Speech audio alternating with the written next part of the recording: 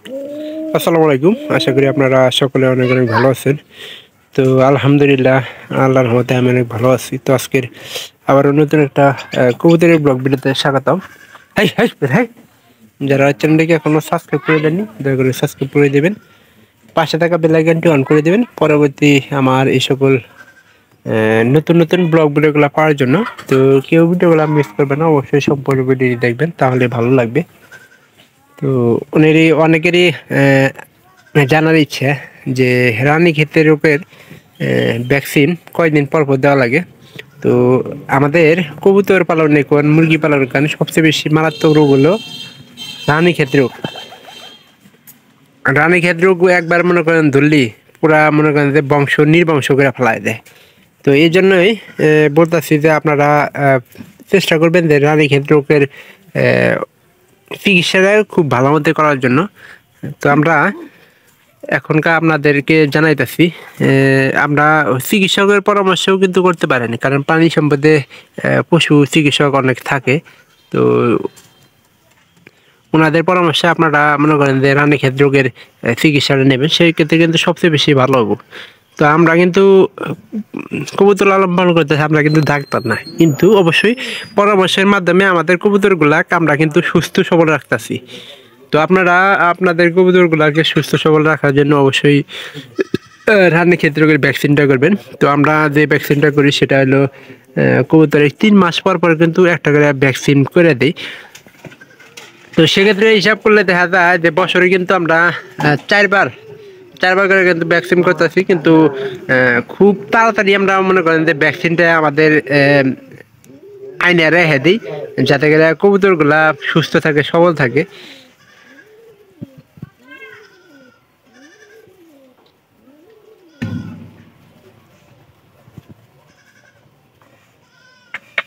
তো আমাদের এখানকার বর্তমানে কবুতরের কোনো সমস্যা নাই, তবে একটা কবুতরের একটা সমস্যা দেখা যায়, সেটা হলো ঠোঁটে ঘা হয়েছে। তো ওইটা তাও খাবার খাইতেছে। আর একটা জিনিস হলো যে ঠোঁটে ঘা হইলে একটু নরম জাতীয় জিনিস খাওয়ানোর জন্য চেষ্টা করবেন কবুতরের যদি ঘা হয়। আর সেক্ষেত্রে একটা প্রাকৃতিকভাবে চিকিৎসা নিতে পারেন বা ওষুধও খাওয়াতে পারেন। আপনারা এই বিষয়গুলো কিন্তু লক্ষ্য করবেন, কবুতরে যাতে অসুস্থ না হয় আর কবুতর যাতে সুস্থ থাকে, সেই বিষয়ে কিন্তু আমাদের খেয়াল রাখতে হবে। পারি না কোনো কিছু।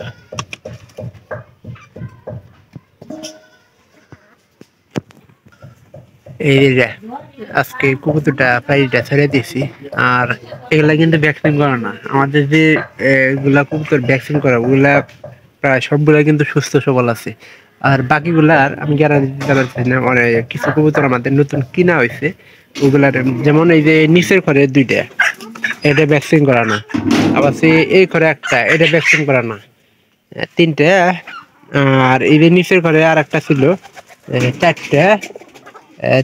আর এই ঘরে একটা, 5টা কবুতর মোট মাঠে এখনকার ভ্যাকসিন করা নাই। তবে 2-1-এর মধ্যে আমরা অর্ডার দিয়ে দিই, প্রায় 3 মাসের কাছাকাছি হয়ে গেছে গা। কবুতরগুলা আমাদের কিন্তু সুস্থ রাখাটাই কিন্তু আসল জরুরি, কারণ সুস্থ না থাকলে ডিম ডিম কিন্তু ঠিক মতো দেয় না। এই বিষয় কিন্তু আমাদের খেয়াল রাখতে হবে।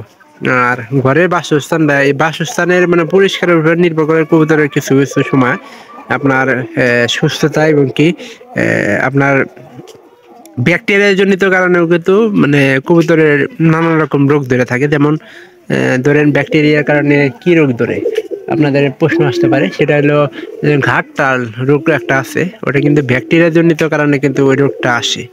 তো এই রোগ সম্পর্কে আপনাদের যদি কারো না জানা থাকে, সেক্ষেত্রে করবেন কি, অবশ্যই প্রাণী সম্পদের যারা যারা মনে করেন যে থাকে বা এগুলা চিকিৎসা করে, তো তাদেরও পরামর্শ নিতে পারেন। সেক্ষেত্রে কিন্তু আপনাদের সবচেয়ে বেশি ভালো হবে। তো এখন আমরা আজকে সকালে একটা কাজ করছি, যাতে এই শীতের সময় ব্যাকটেরিয়াদের সমস্যা মুরগির এবং কি কবুতর না হয়। সেক্ষেত্রে আপনারা এটা কি এর পানি দান দিছি, আমার মন থাকে না, পটাশ পানি দিয়ে দিছি। পটাশের কথা মন থাকে না। পটাশ মনে করেন যে ব্যাকটেরিয়া যদি থাকে পানিতে, সেক্ষেত্রে কিন্তু করে। পটাশ কিন্তু অনেক কাজে কিন্তু পটাশ ব্যবহার হয়। তো আজকে আমরা পানি পানি পরিষ্কার এবং কি কবুতরের ভিতরে যাতে ব্যাকটেরিয়া জনিত কোনো সমস্যা না হয় সেটার জন্য কিন্তু পটাশ মিক্স করে খাওয়া হয়েছে। তো সকালবেলা একটা জিনিস হলো যে আমরা কিন্তু সপ্তাহে দুইবার করে একটা লিকুইড খাওয়াইতেছি যাতে কোনো সমস্যা না হয় কবুতরগুলা।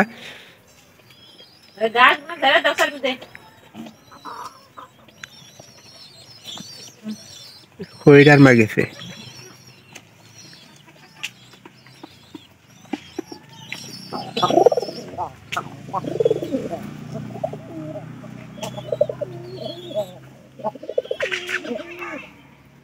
তো আমরা দেখলাম যে বছরে কিন্তু 4বার রানীক্ষেত রোগের ভ্যাকসিন করতেছি।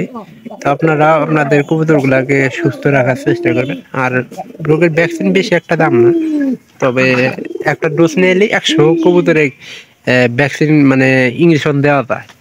তো সেটার পরামর্শ হইতে আপনার সবচেয়ে মাংসপেশির মধ্যে এই যে যেমন থোড়ার ওই জায়গায় একটু জায়গা থাকে 1 মিলি করে ওষুধ আমরা ভ্যাকসিনের মাধ্যমে দিয়ে দিই। কবুতরও সুস্থ থাকে। আমাদের কবুতর কিন্তু আগের চেয়ে কিন্তু মরা রোগ কবুতর এই যে রানীক্ষেত রোগের মরাটাও অনেকটাই কিন্তু কমে গেছে। এগুলা বিষয় কিন্তু খেয়াল রাখতে হবে।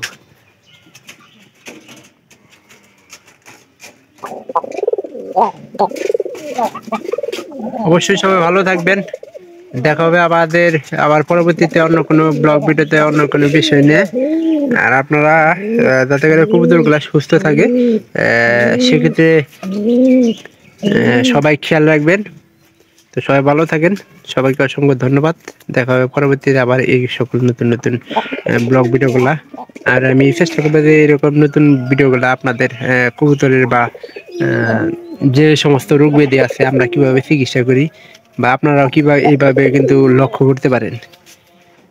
তো অবশ্যই ভালো থাকবেন।